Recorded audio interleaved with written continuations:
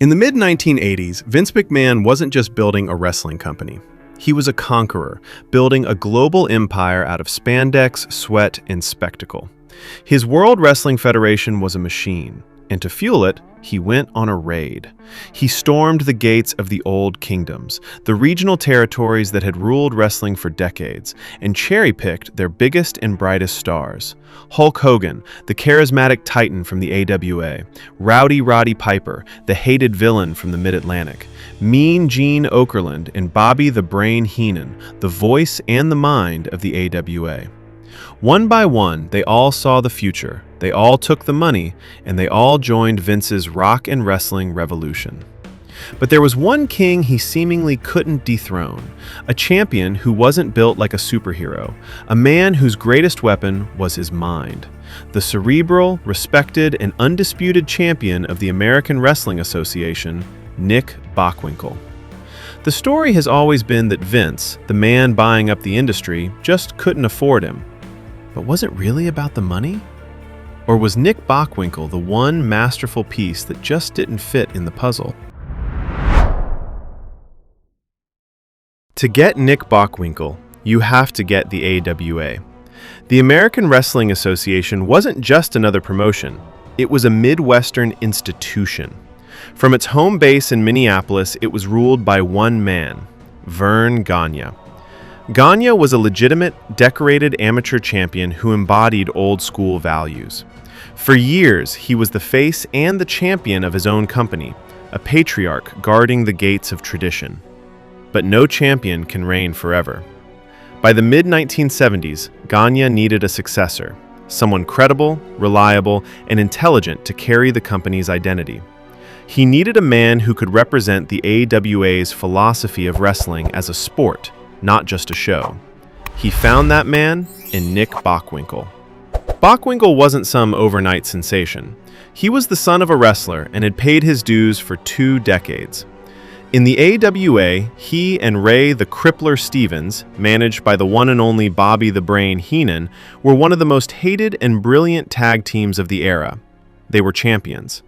But the top prize, the AWA World title, had always eluded him. That all changed on November 8, 1975. In St. Paul, Minnesota, Nick Bockwinkel defeated Verne Gagne to become the AWA World Heavyweight Champion, ending Gagne's own epic 7-year reign. This wasn't just a title change, it was a coronation. Verne Gagne was entrusting his creation to Bockwinkel. Bockwinkel's first reign alone would last a staggering 1,714 days. He was no longer just a contender, he was the standard-bearer for the entire AWA. Nick Bockwinkel was a different kind of bad guy. In an era of monsters and madmen, Bockwinkel's threat was purely intellectual. He didn't scream into the microphone, he enunciated.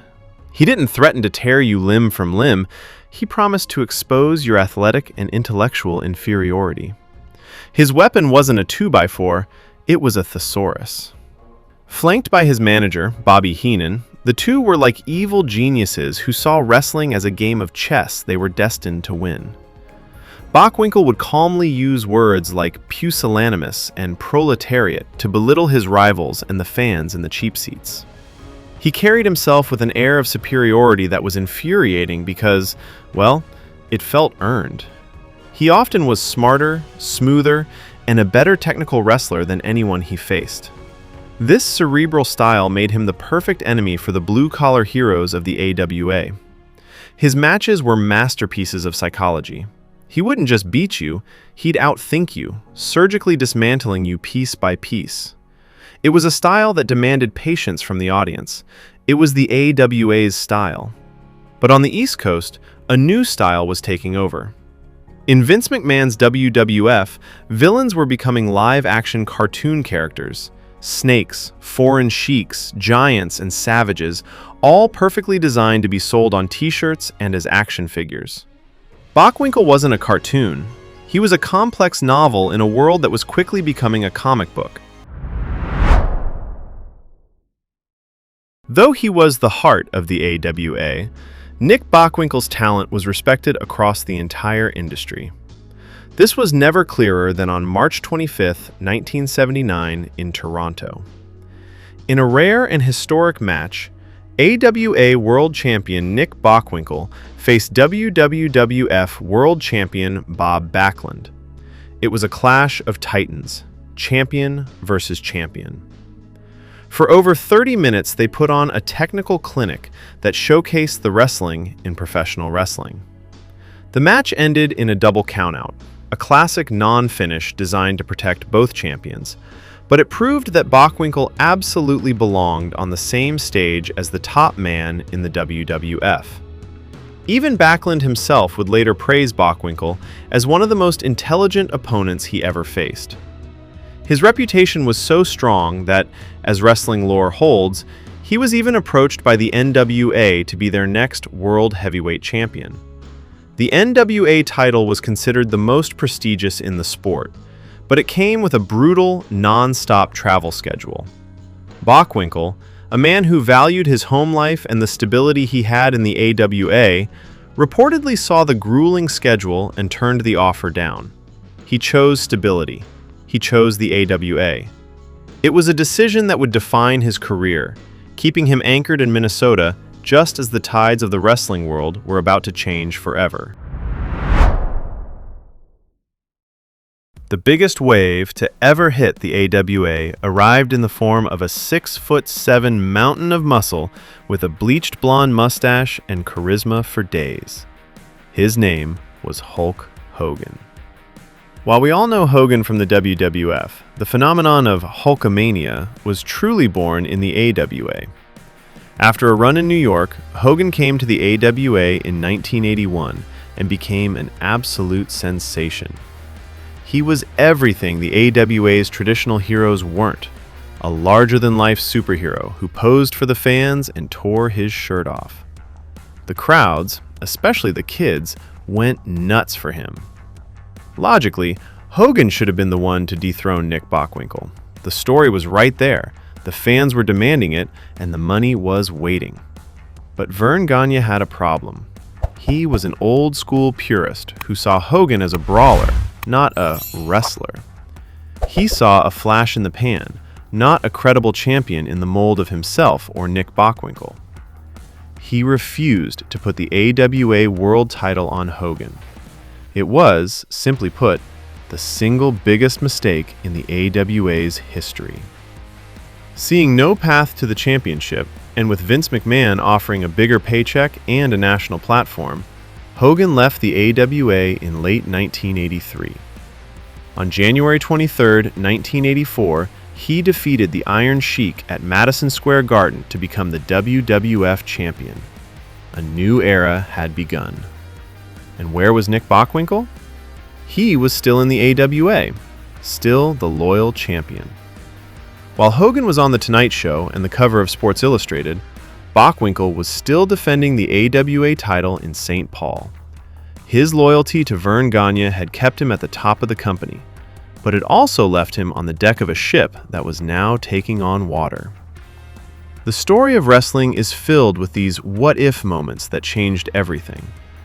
If you're enjoying this deep dive into wrestling history and want more stories from behind the curtain, take a second to subscribe to the channel and hit that notification bell. You don't want to miss what's next. As the 80s rolled on, the AWA was in a slow, painful decline. Vince McMahon's national expansion didn't just take Hogan, he took the AWA's best announcers, managers, and wrestlers. Gene Okerlund, Bobby Heenan, Jesse Ventura, Ken Patera, Jim Brunzell, the list went on and on. Through it all, Nick Bockwinkel remained. He was the one constant in a crumbling kingdom, the last true link to the AWA's glory days. In 1986, he was awarded his fourth AWA World Heavyweight Championship under bizarre circumstances. The new champ, Stan Hansen, had a dispute with the office, quit the promotion, and left with the physical belt.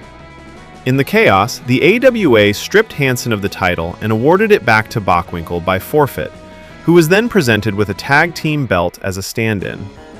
Bockwinkel carried that title with his usual dignity, but the world around him was different. On May 2nd, 1987, in San Francisco, Nick Bockwinkel's final reign as AWA champion came to an end at the hands of a young, charismatic star named Curt Hennig.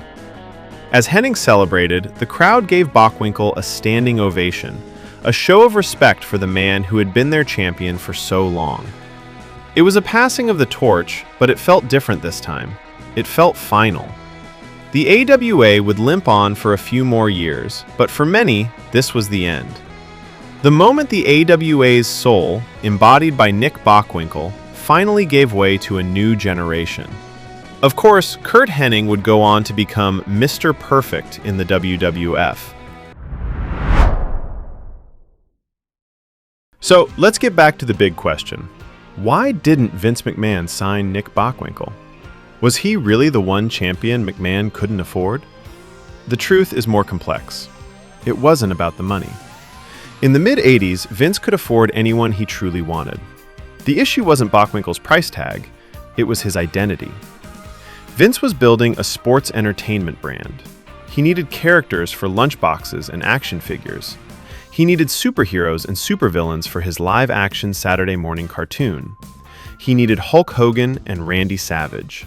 He did not need a cerebral 40-something master of in-ring psychology who built his career on being a credible athlete.